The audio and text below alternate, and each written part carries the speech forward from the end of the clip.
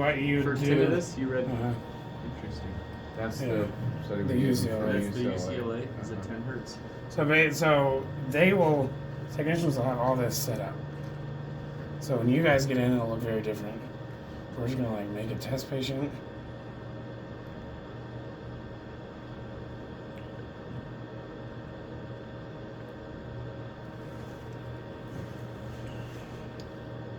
And what ID do we have to put in? Does it matter? No, they'll get it all. It'll all be. It'll be in there. They already. put in the MRN, but Oh, okay.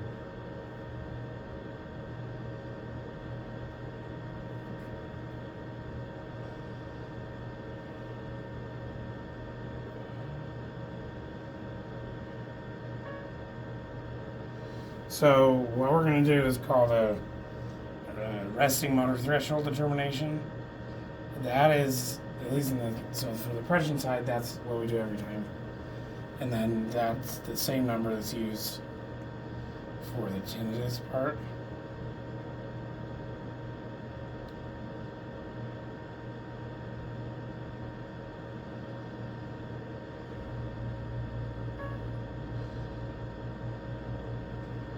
So then this will pop up.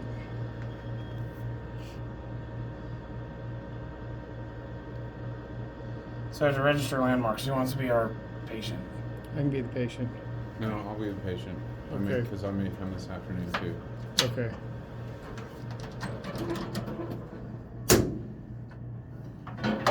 I'll be the patient. Or we're switching out the So that, cord. this is the treatment coil. Again, this will all be done for you, but this is the treatment coil. This is what actually delivers treatment. When we're trying to map though, we just use this one. Oh, you That's map the with the clicker. you map with Yeah, the this blue is a little cord. click.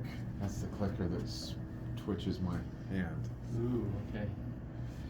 Hey Cameron, can you come help get this stuff attached to his head? Yeah. So it's just if you want to give me your arm. All it says is little tap. Little tap. Little tap. Yep. That's releasing a magnetic. Yeah, a little Is it magnetic magnetic field? Is that It's what you me. call it? Hi. I'm the guinea pig. So the field is very It's small. not a field. It's a like very small field, so that's why we can do it with dental implants and all sorts of things. Can you do it with? I read that there were some contraindications, like if someone's just goes had on your like forehead. stents or a pacemaker So if they have or things like Uh, Be a good movie. stents in the brain, then we don't do it. If they have a pacemaker, we can do it if it's at a 10 hertz or less. If our Is there- stimulus is 10 hertz or less. Okay. Yeah. that. Okay. Mhm. But this doesn't go over 10 hertz. So there's a protocol in here that goes up to 50 hertz Oh. for depression. So this is the, when it says... Should we be register watching what landmarks- she's doing? No, again, this will all be done for you. So it basically just... Can you explain what you're doing? So yeah, you're mapping the skull essentially by 3 points. So nasion So- right here, then right in front of each ear. Okay. And what that does Like for the old way we used to do navigation. is it create this, Do you need these? yes. Okay. This creates a map. So you see the 3 points that were mapped. Mhm. This C3 is where they estimate the motor cortex should be. What is it? It says C3. Right Oh, here. my eyes are just bad. Okay. Because what we're trying Where to the do, motor cortex is. what we're trying to do is map or figure out where the motor cortex is for the right hand. So you'll see that she's putting these leads on his right hand. And what that does is allows us to pick up muscle contraction. And then can I have you flip your hand over?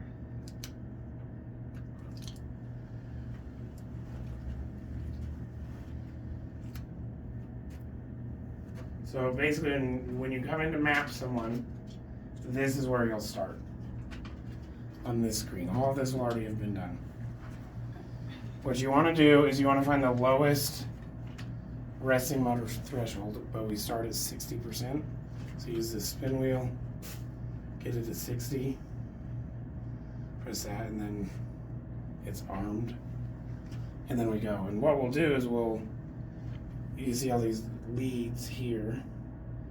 You're trying to get this top number between 50 and 300. If it's between 50 and 300, then you're good. You know you're on the motor cortex. 50 and 300. Are you looking at this? The top one. What is Microvolts. that? Microvolts. Yep. You want between 50 and 300 Mhm. microvolts. Yep, the bottom number is the time it takes for that signal to go down and back. That's not as important as the microvolts are. Okay. And we're only looking at the motor cortex. These are different ones. Yeah, so these are the three that I clicked. They just read. So it just shows that it was nothing, Okay. essentially. So like I click that. That's gonna give me a number, but it's Oh. junk. Okay. Okay, so what we want to do is we want to find the resting motor threshold at the motor cortex for the right hand, which should be around here, but sometimes it's not. So what I do is, if you think anatomically where it should be, I usually start there. Just by looking at the head, it should be about right here. And then once you find that number, so the lowest number you can get here, keeping that between 50 and 300, is the resting motor threshold.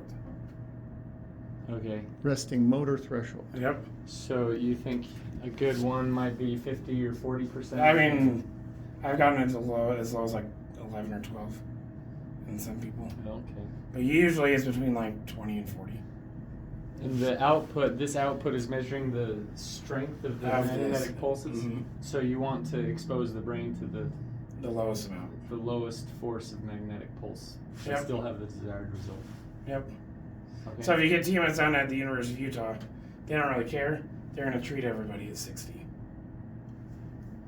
So it's just like a machine. They just don't care. Anyway, so what you do is, anatomically speaking, that motor cortex should be right about here-ish, Okay. because it's right in front of the ear and it goes up. Think about the homunculus, so you have the mouth and all that stuff. And the hand is actually a pretty big part of it, but it should be right about there. And if you look at the thing, it's close enough.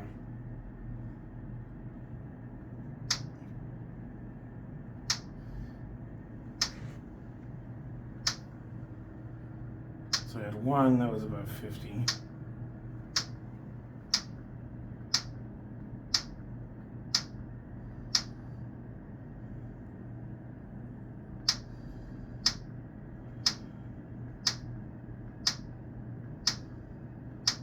He doesn't have a lot of brain waves. No, he's barely even here with us. So what you do? So there's one that was about 50, right? And you just click register selected stimulus. That's just going to give you a map. They're a pointer, so you can see, oh, that one was the one that was about 50. And so I'll sometimes even just like start high and just work my way down. Well, that was a good one. You had 98. So does it matter whether it's this one, or this one? No, so this top one is the most recent one. Oh, I see. And then they backed in. Okay, gotcha.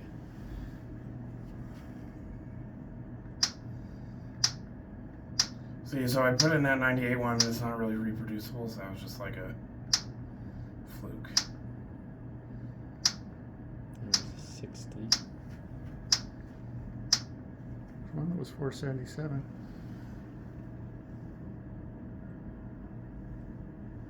So when it's above 300, you're usually getting interference from something. So if you have somebody who has like bobby pins in their hair, which I'm sorry you don't, but that'll make it be really high. If for some reason this is left up, then it's gonna be just like all over the chart. Sometimes that's how I know somebody has metal on their head somewhere, because I click it and it's just like 1,000. Mm. And so I had to have one lady like take off her like whole wig thing, because it was all kind of like metallic. Interesting. Okay.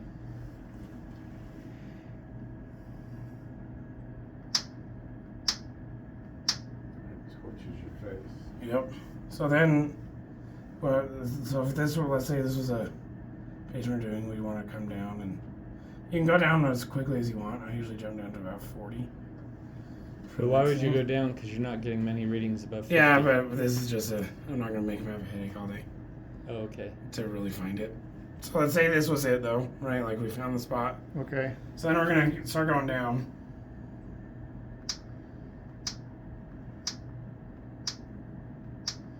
Like if I really wanted to, I could still find it here. But it's not really worth it right now. But let's say that was it, right? So we're consistently reading about 50, so then we're just slowly going down. But still keep it above 50 Yep, on the response. yep.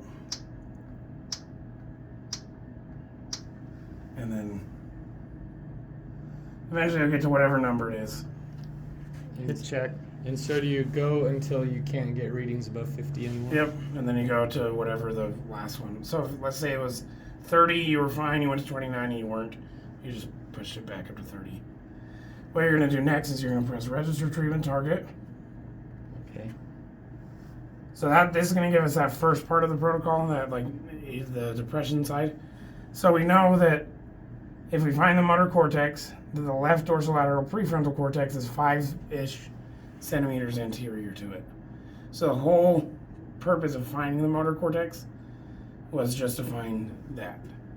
Because we can visually see motor cortex stimulation, but if you stimulate the left dorsolateral prefrontal cortex, you can't really see it. See anything.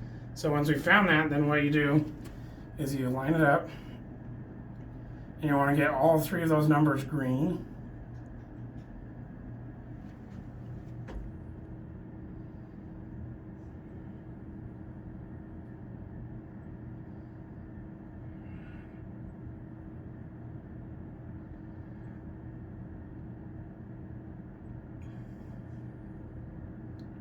So once they're all green, see the border turns green, Mm-hmm. and then you're just going to click. And what that does is it puts another number down here. And click that one, the bottom one. So it'll be the one that doesn't have the reading from over here. Mm-hmm. And you press register. So that's the first treatment target. Is this for depression or is this for So tinnitus? the tinnitus has a depression part of it, and then the part for tinnitus. Oh, okay.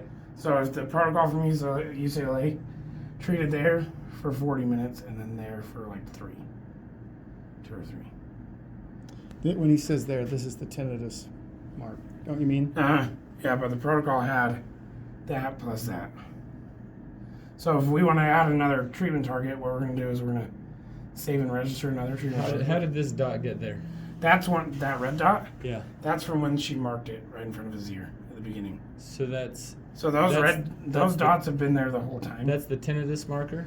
No, that's just the point. That's right just in front the of his ear That's a fiducial. fiducial marker. Okay. But that's We- also we- the same spot for No, tinnitus treatment? we have to pick that spot still. So, yeah, so what we would do is we'd save and register another treatment target. Sorry, is this fiducial marker, is this at the helical root? Is that where it was? It was basically in the ear hole. It was right here. Oh, in the ear canal. Or on the tragus? Right on the tragus, yep. Oh, okay. So we're going to save and register another treatment target. So you can move this head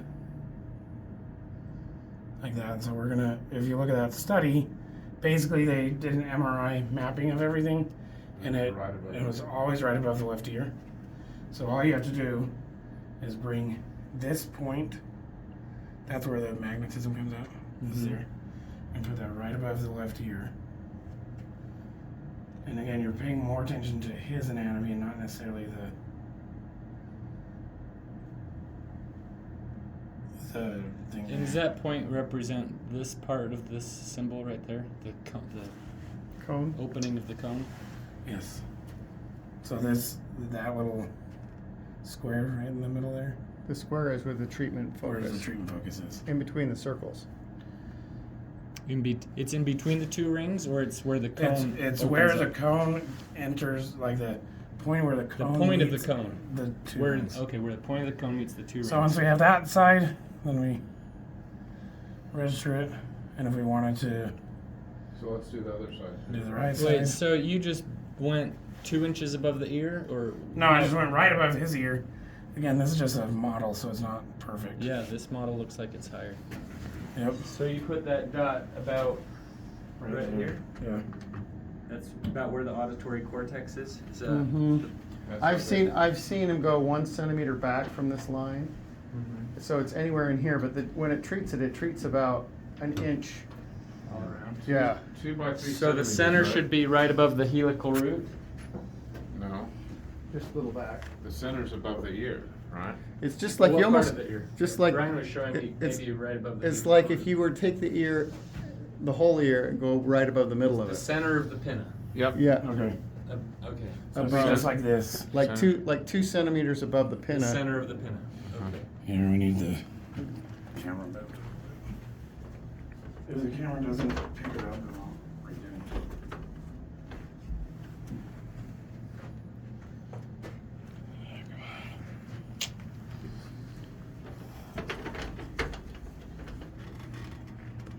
So what does that camera do? It's an infrared camera, so it picks up the Fiducials. Balls.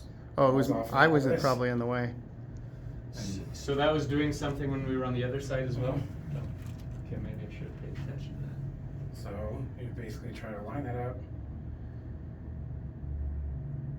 About right there. And then you register. I think I did. Yep. So once you have that last treatment target, you press save.